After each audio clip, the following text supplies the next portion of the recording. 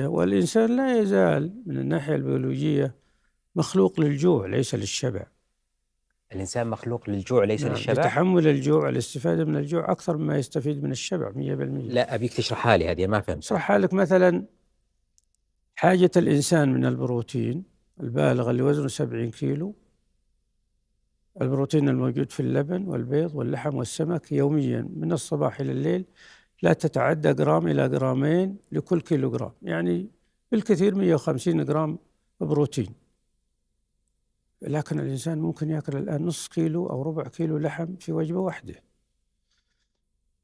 الكلى لا تزال، كلية الإنسان لا تزال مخلوقة، لا تزال تعمل على النظام الذي خلقه الله للصياد، الذي قد تمر 4 و5 و6 أيام و7 أيام لم يصطد أي صيدة علشان يحصل على البروتين الكافي.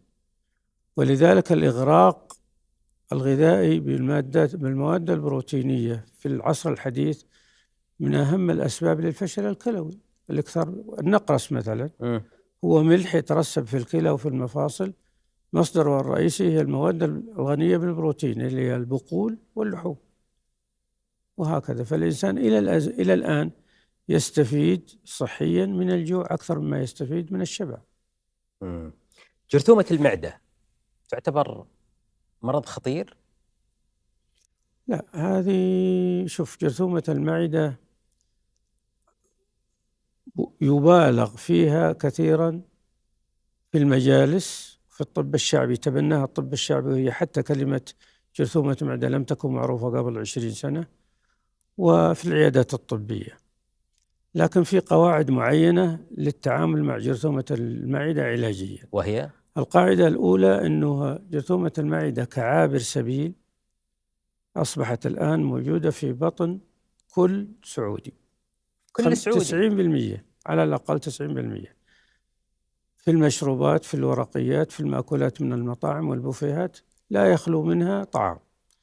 لكن إذا دخلت هذه الجرثومة من آن لآخر بكميات قليلة ووصلت إلى معدة ما فيها خلطات غذائية ودهون وتلبك، حركتها جيدة، تتهوى، تتعامل معها، بعضها يقتل يفنى في المعدة وبعضها يخرج بالطريق الطرد المركزي إلى الخارج.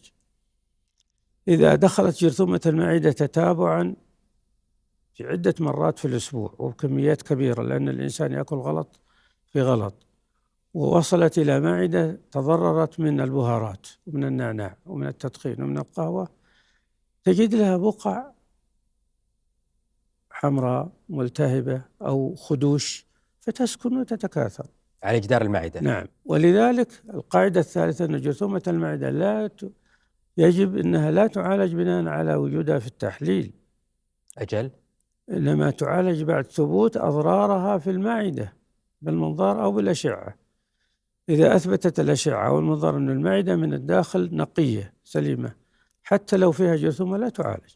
إذا ما في بقع، مستعمرات، نتوءات، تقرحات، ما تعالج. يكتفى بالحمية، أنه صحح طريقتك في الأكل، خل معدتك تتهوى، اشرب الكثير من المياه للصرف، تختفي الجرثومة.